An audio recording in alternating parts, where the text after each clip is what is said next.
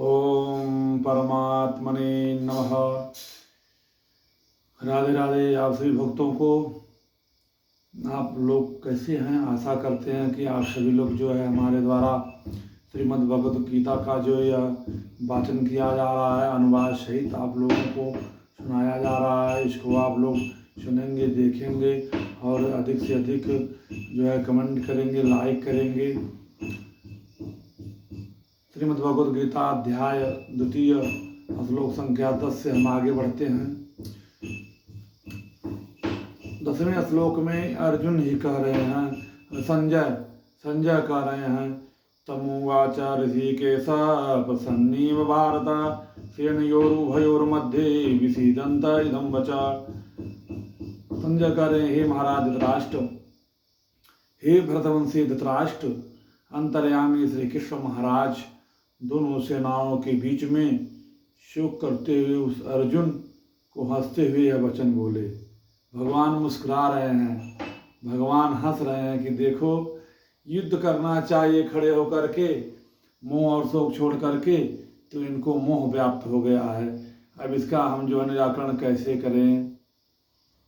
तो भगवान कह रहे हैं, भगवान ने बड़ी सुंदर बात कही। श्री भगवान वाचा, भगवान कहते हैं कि असोच्यानन्न शोचस्त्वं प्रज्ञावादांश्च भासते गतासु न गतासुश्च नान शोचन्ति पंडिता। भगवान कहते, हे अर्जुन, तू शोक न करने योग्य विषय के बारे में शोक कर रहे हो, और जिन मनुष्यों के लिए तुम्हें शोक नहीं करना चाहिए उन मनुष्यों के लिए तुम शोक कर रहे हो। ये शोक करने योग्य नहीं, यह पंडितों से वचनों को कहता है। परंतु जिनके प्राण चले गए हैं और उनके लिए जिनके प्राण नहीं गए हैं, उनके लिए जो बुद्धिमान लोग हैं, जो पंडित जन हैं, पंडित माने होता है विद्वान, बुद्धिमान, जो विद्वान है, जो बुद्धिमान है, जो चले गए हैं और जो जाने के लिए तत्पर हैं, उनके लिए शोक नहीं करते। और भगवान आगे कहते हैं बड़ी सुंदर बात, न त्वेवाहं जातुनासं न त्वं नेमि जनाधिपा न चैव न भविष्यामः सर्वे वयमतः परम। न तो ऐसा ही है, भगवान कह रहे हैं, हे अर्जुन, ऐसा कभी नहीं हुआ। न तो ऐसा ही है कि मैं किसी काल में नहीं था और तू नहीं था, अथवा ये राजा लोग नहीं थे, और न ऐसा ही है कि इससे आगे हम सब नहीं रहेंगे।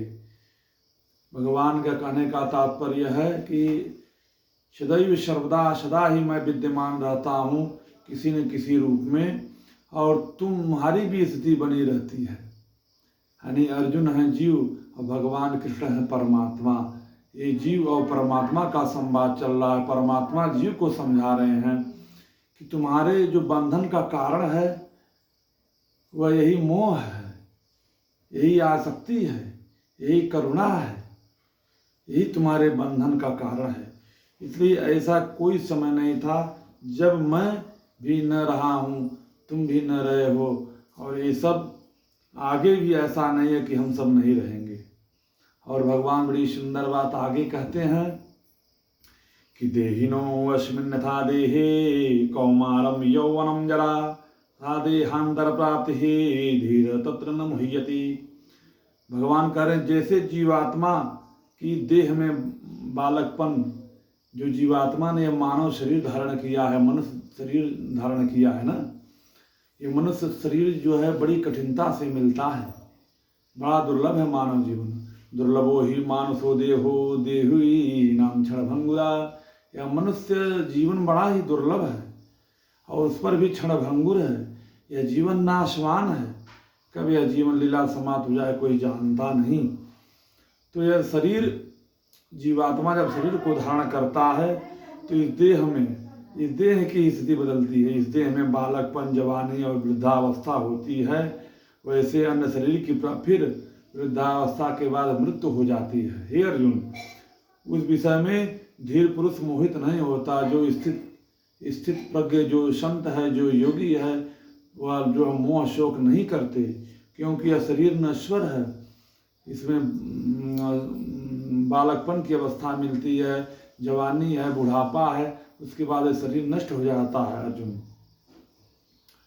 और भगवान कहते हैं इसलिए जो बुद्धिमान पुरुष है, जो धीर पुरुष है, जो धैर्यवान है, कभी इस विषय में चिंता नहीं करते। यह संसार क्या है? नश्वर है, अनित्य है। नित्य क्या है? नित्य केवल परमात्मा है, नित्य केवल भगवान है।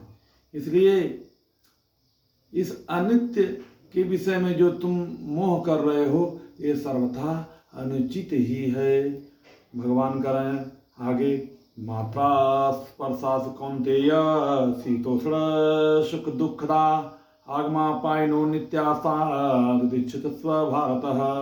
भगवान कहते ही कुंती पुत्र, जिस प्रकार से सर्दी गर्मी सुख दुख को देने वाले ये जो इंद्रियां हमारी हैं, विषयों के संयोग से जो उत्पत्ति जो विनाशील और अनित्य हैं, इसलिए हे भारत उनको तो सहन कर। जैसे भगवान कर रहे कुंती उचित प्रकार से इस शरीर में इस इंद्रियों को सुख और दुख देने वाली है, सर्दी गर्मी हमें मिलती है, सुख दुख मिलता है, विषयों के संयोग से जो है सुख मिलता है, तो उत्पत्ति विनाशील और ये सब अनित्य है ये सब चीज़ें। इसलिए भारत, भगवान ने अर्जुन को कहा हे भारत, इसलिए ये सब अनित्य हैं, इनके विषय में तुम वृथा ही शोक कर रहे हो, उनको तो सहन करो।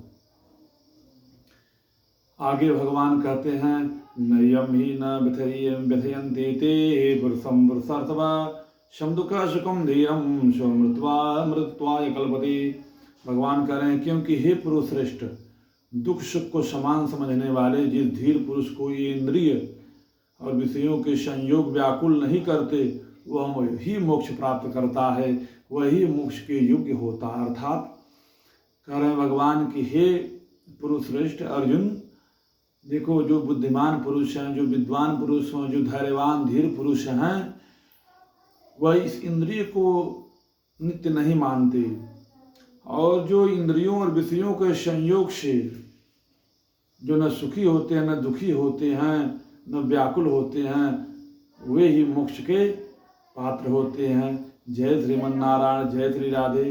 इस प्रकार से हमने श्रीमद् भगवद गीता के 2 अध्याय के श्लोक संख्या 10, 11, 12, 13, 14 और 15 का श्रवण हमने आपको कराया।